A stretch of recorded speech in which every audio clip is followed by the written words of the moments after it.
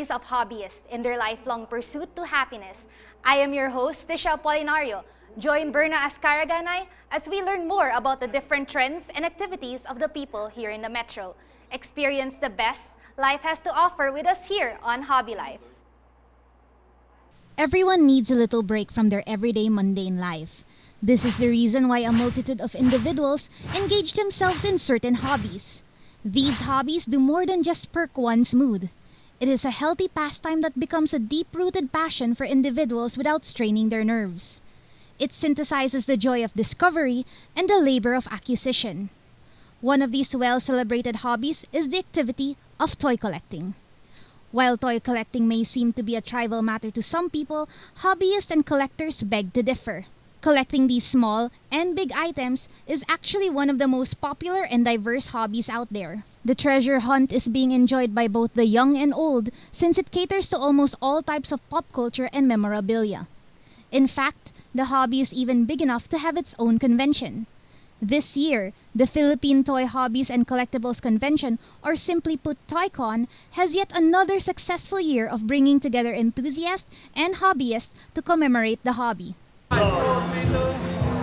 everyone, this is ToyCon and I am Bernadette, one of your hosts of Hobby Life. And today, right now with me is one of the brilliant minds behind ToyCon, and we have EJ. Hi, how are you? Hello Bernadette. Bernadette, right? Yeah, it's Bernadette. Hello. You can call me Burns though. Burns, hi, Burns, hello. Yeah, more people call me that. So, going to the idea of ToyCon, what was who or how did it come about among you guys? All right, it was actually an idea of 5 collectors. They're really fans of toys, and they just thought of like a venue for them to actually exchange toys, to actually like probably talk about toys and have forums and panels about toys. Yeah. They started about 16 years ago. 16 years ago. Wow. They just started over at a small room in Mega Mall. It's like a conference room. And then it became a hit. First year. Okay.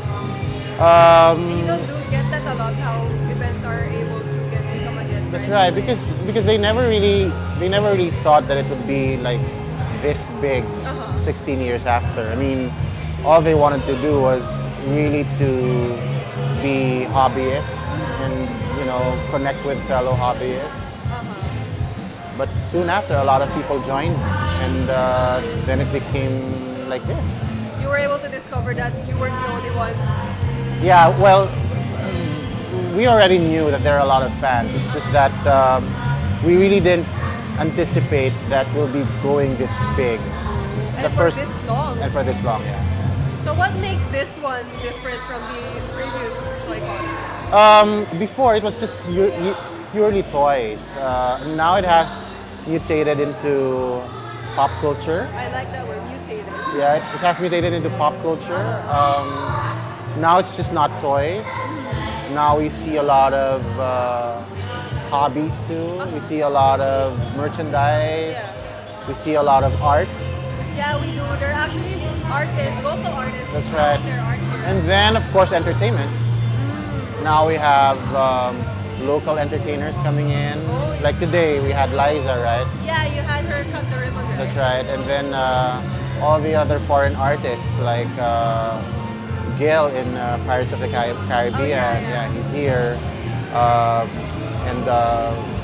It has become more of like a show. A show for a bunch For of hobbyists. yeah, fans and enthusiasts. Yeah. So aside from all the tiredness, all the exhaustion that you feel afterwards, what's Obviously. the best feeling when it comes to ToyCon? Oh, the best feeling actually really is generation by generation. We see a lot of people coming in, getting old, I having actually see a bunch kids, of kids cosplaying. and they also bring their kids too. And then soon after, I'm sure these kids will grow up and take their kids with them. that's right. Oh wow. Ganda. It's heartwarming. So it's sort of fulfilling that you That's get right, to see yeah. the influence of all these hobbies all around. Wow. So So there you have it, folks. This was ToyCon, and it's a 16 year. years. It's on its 16th run, guys. So maybe, probably next year, you can go to the 17th run. And this has been EJ, right? Yes, Thank EJ you so here. much, EJ. Thank you, Burns. Thank you. All right. No one could have guessed that a meeting among just 5 collectors gave birth to one of the most awaited pop culture events in the country. This year, ToyCon opened its gate at the SMX Convention Center in the Mall of Asia complex on June 30 to July 2. The staff even managed to bring in local and international pop culture icons. This year, con-goers got to attend panels and interact with Kevin McNally, who played as Gibbs in the Pirates of the Caribbean, Twilight Saga's Dimitri, Charlie Bewley, the multi-talented voice actor Greg Sipes, who voices Beast Boy from Teen Titans Go, and many other personalities who were present during the event.